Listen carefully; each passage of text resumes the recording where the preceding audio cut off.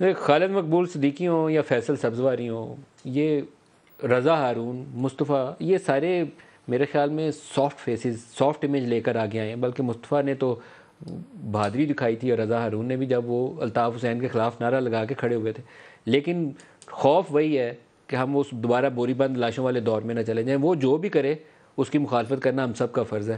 رضا صاحب، جنرل رضا میرے ساتھ بیٹھے ہیں، ان کا بھی فرض ہے، اعجاز الحق صاحب کا بھی، اور طارق چودھری صاحب کا بھی۔ آواز اٹھائیں گے، ہم اپنے ملک کے لیے، اپنے شہر کے لیے آواز اٹھائیں گے۔ ناصر موسیٰ زئی صاحب پی ٹی آئی کے رہنما ایک ہمارے ساتھ ہیں، ان سے بات کرتے ہیں۔ ناصر صاحب بہت شکریہ، آپ ہمارے ساتھ شامل ہو رہے ہیں۔ یہ آج آپ سے ایک بیان منسوب ہے کہ آدھے لوگ تو کے پی اسمبلی توڑنا نہیں چاہتے، اور آپ کو کوئی دھمکی بھی آ گئی، کیا ہوا ہے؟ کچھ معاملہ بتائیں گے تو صحیح۔ تھینک یو، شکریہ ملک صاحب۔ بیسیکلی میرا جو سٹانس ہے کہ جو پی ٹی آئی کی جو حکومت ہے، جہاں پہ خان صاحب کہہ رہے ہیں کہ ہم پاکستان کے لیے خدمت کر رہے ہیں، لیکن میرا خیال میں جو پی ٹی آئی کا جو ویژن ہے یا سوچ ہے وہ صرف اقتدار تک ہے۔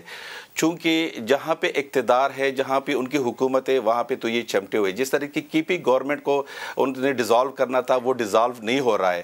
جس طریقے سے پنجاب میں ہے تو پنجاب میں بھی وہ لگے ہوئے ہیں، وہ ہر قسم کی جنگ لڑ رہے ہیں اپنے اس کی بقا کی۔ اور جہاں پہ ایم پی ایس کو کہیں گے تو وہ استعفیٰ نہیں دیں گے۔ میرے تو خیال میں جب عمران خان کہیں گے تو کے پی اسمبلی والے سارے استعفیٰ دے دیں گے۔ آپ کیا کہتے ہیں کہ وہ نہیں استعفیٰ دیں گے؟ نہیں، اگر وہ استعفے ان کو سمجھ آ رہا ہے کہ یہ لوگ استعفے دیں گے تو کیوں نہیں کر رہے ہیں؟ یہی وجہ ہے، ان کو یہی ڈر ہے کہ کے پی اسمبلی میں جو ایم پی ایز ہے وہ یہ مان رہے ہیں، یہ سوچ رہے ہیں کہ قوم نے ہمیں جو مینڈیٹ دیا ہے وہ ان کے جو حلقوں کی نمائندگی کے لیے دیا ہے۔ یہ اس طرح نہیں کہ ہم ہر 2 سال بعد 3 سال بعد جب کوئی ہمارا لیڈر اقتدار سے نکل جائے اور ختم ہو جائے تو آگے ہم سارے اس کو لپیٹ لے۔